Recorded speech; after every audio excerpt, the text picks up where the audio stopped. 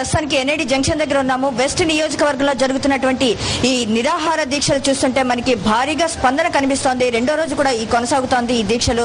మనం సాధారణంగా చూసుకుంటే సమైక్యాంధ్ర పరిరక్షణే ధ్యేయముగా ప్రజా ఉద్యమం జరుగుతున్నటువంటి ఉద్యమానికి రాష్ట్రంలో వైఎస్ఆర్ కాంగ్రెస్ పార్టీ ఏకైక పార్టీగా నిలిచిందని చెప్పడానికి ఇది ఒక మంచి ఉదాహరణగా మంచి తార్కాణంగా మనం చెప్పుకోవచ్చు. ఇక్కడ ప్రస్తుతం ఎన్ఐడి దగ్గర ఉన్నటువంటి పరిస్థితి చూస్తుంటే మనకి విశాఖలోనే మొత్తం అన్ని నియోజకవర్గాల్లో మనకి ఇదే పరిస్థితి కనిపిస్తోంది.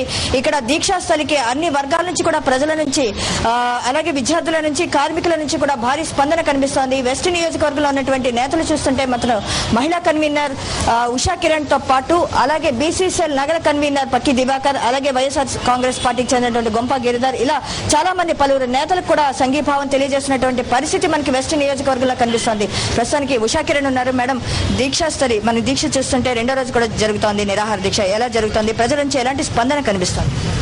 సుమారుగా 65 రోజుల నుంచి రాష్ట్రంలోని ప్రజలందరూ రోడ్లెక్కి సమైక్య రాష్ట్రం కోసం నినాదాలు చేస్తున్న నేపథ్యంలో దున్నపోత మీద వర్షం పడినట్లుగా ప్రవర్తిస్తున్నటువంటి యూపీఏ ప్రభుత్వం తన అధికారంలోకి వచ్చిన వెంటనే 100 రోజుల్లో మహిళా బిల్లు ప్రవేశపెడతానని ప్రజల్ని మభ్యపెట్టి దేశంలో ఉన్నటువంటి 60 కోట్ల మంది మహిళల్ని ఈరోజు మభ్యపెట్టి మరి రాజ్యసభలో బిల్లు ఆమోదింప చేసుకుని మరి లోక్సభ వరకు ఆ బిల్లుగా తీసుకురాని పరిస్థితి కేవలం ఒక ఉప ప్రాంతీయ తత్వాన్ని ఉద్దేశించి కేవలం తన కొడుకుని ప్రధానమంత్రిని చేసుకోవాలన్న ఒకే ఒక ఉద్దేశంతో 7-8 ఎంపీ సీట్ల కోసం కక్కుర్తిపడి ఈ రోజు రాష్ట్ర విభజన కార్యక్రమాన్ని చేపడుతుంటే ప్రశ్నించాల్సినటువంటి ప్రతిపక్ష నేత 2 కళ్ల సిద్ధాంతం అంటూ 2 సార్లు లేఖలిచ్చేసి ఈ రోజు ఆత్మగౌరవ యాత్ర చేస్తున్నాడో తెలియట్లేదు, అది ఆత్మ వంచన యాత్ర తెలియట్లేదు. ఈ రోజు అన్ని రకాలుగా ప్రజల్ని ఈ కాంగ్రెస్ ప్రభుత్వం టీడీపీ ప్రభుత్వం రాజకీయాలను అసహించుకునేటట్లుగా వీళ్ళు ప్రవర్తిస్తున్నారు. ప్రజలందరూ వీళ్ళని చీకొట్టే రోజు త్వరలోనే వస్తుందని ఒక వైఎస్ఆర్ కాంగ్రెస్ పార్టీ మాత్రమే డే 1 నుంచి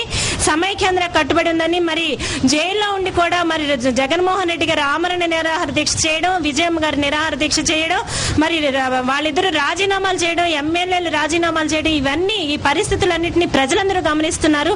ఒక వైఎస్ఆర్ కాంగ్రెస్ పార్టీ మాత్రమే సమైక్యాంధ్రను తీసుకురావడానికి అన్ని విధాల ప్రయత్నం చేస్తుందని మరి యూపీఏ ప్రభుత్వం, కాంగ్రెస్ ప్రభుత్వం, టీడీపీ ప్రభుత్వాలు వెంటనే తమ నిర్ణయాన్ని మార్చుకోకపోతే రాబోయే సాధారణ ఎన్నికల్లో డిపాజిట్లు కూడా రావని తెలియజేస్తూ మొత్తంగా చూసుకుంటే రాజకీయ పార్టీగా ఏకైక పార్టీగా రాష్ట్రంలో మనకి ప్రజా ఉద్యమానికి అండగా నిలిచిందనేటువంటి అరుదైన రికార్డు సృష్టించిందని సర్వత్రా మనకు అభిప్రాయం వ్యక్తమవుతుంది. దీన్ని వైఎస్ఆర్ పార్టీ ఏమంటారు? ఈ రోజు 175 కాన్స్టిట్యున్సీస్ లో 13 జిల్లాల్లో ప్రజల తాలూకా మనోభావాలు కేంద్రంకు తెలియజేస్తున్న వాళ్ళు చాలా గుడ్డిగా, చాలా మొండిగా ఈ రోజు 10 సంవత్సరాల పాటు మీకు భిక్ష వేస్తాం, మీరు హైదరాబాద్ లో సెటిలర్స్ గా ఉండండి అని ఒక నిర్ణయం తీసుకొని ఈ రోజు పార్లమెంట్ లో బిల్లు పెడుతుండడం దురదృష్టకరం. మేము ప్రజల పక్షాన్ని పనిచేసిన జగన్మోహన్ రెడ్డి గారు రాష్ట్రపతికి లేఖ కూడా ఇవ్వడం జరిగింది. ఆయన జైల్లో ఉండి కూడా నిరాహార దీక్ష చేయడం జరిగింది. ఈ రోజు ఏకకాలంలో 175 నియోజకవర్గాల్లో ఎవరైనా నాయకుడు ఒక ఉద్యమం కోసం ముందుకు వచ్చాడు, సమైక్యంగా ఉండాలని కోరుకున్న వ్యక్తి ఎవరైనా ఇప్పుడున్న రాష్ట్ర రాజకీయ సినారియోలో చూస్తే ఒక్క జగన్మోహన్ రెడ్డి గారు మాత్రమే ఉన్నారు. ప్రజలందరూ గమనిస్తున్నారు. జగన్మోహన్ రెడ్డి గారి నాయకత్వం ప్రజలకు కావాలి, కోరుకుంటున్నారు. ఎందుకంటే ఏదైనా ఒక మాట చెప్తే వెనక్కి తిరగని మా మనిషి.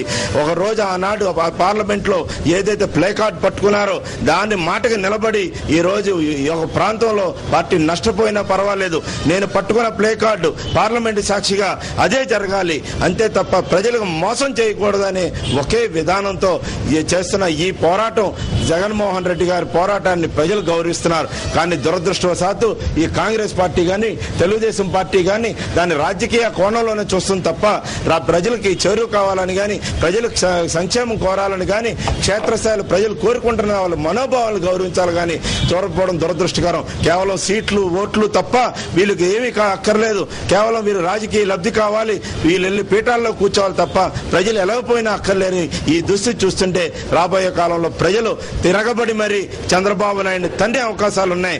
మేము సోనియా గాంధీ గారిని కోరేది ఒకటే, ప్రజల మనోభావాలను గౌరవించండి, ప్రజలు కోరుకున్న చెయ్యండి, ప్రజలకు ఏం కావాలో అది ఇవ్వండి, అంతే తప్ప మీ ఇష్టోత్తరాలు మీ నిర్ణయాలు ప్రజల మీద రుద్దొద్దని మేము కోరుకుంటున్నాం. ఈ ఉద్యమాన్ని ఇంకా ఎంతవరకు కొనసాగిస్తారు?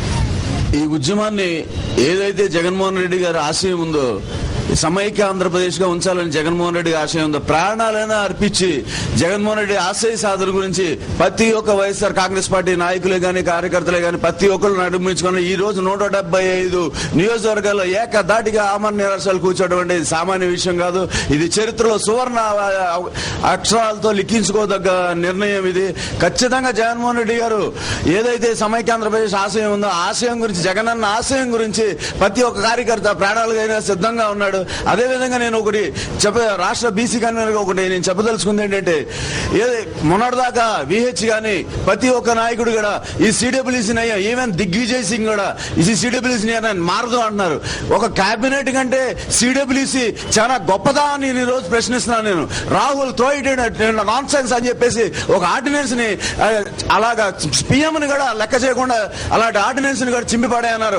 ఈ రోజున ఏం జరిగింది, అదే ఆర్డినెన్స్ ని ఉపసంహరించుకుంటామని ఈ రబ్బర్ ప్రధానమంత్రి ఈ రోజు అంటా ఉంటే, సమైక్య ఆంధ్రప్రదేశ్ గురించి దిగ్విజయ్ సింగ్ గాని మిగతా వాళ్ళందరికీ ఒకటే చెప్తున్నాం, కేబినెట్ కంటే సిడబ్ల్యూసీ గొప్పేం కాదు, ఆ కన్నింగ్హామ్ కమిటీ కంటే గొప్పేం కాదు. ఖచ్చితంగా నిర్ణయం వెనకాలకి వెళ్తే ఆంధ్రప్రదేశ్ సమైక్యాంధ్రగా ఉంటుంది. జై జగన్.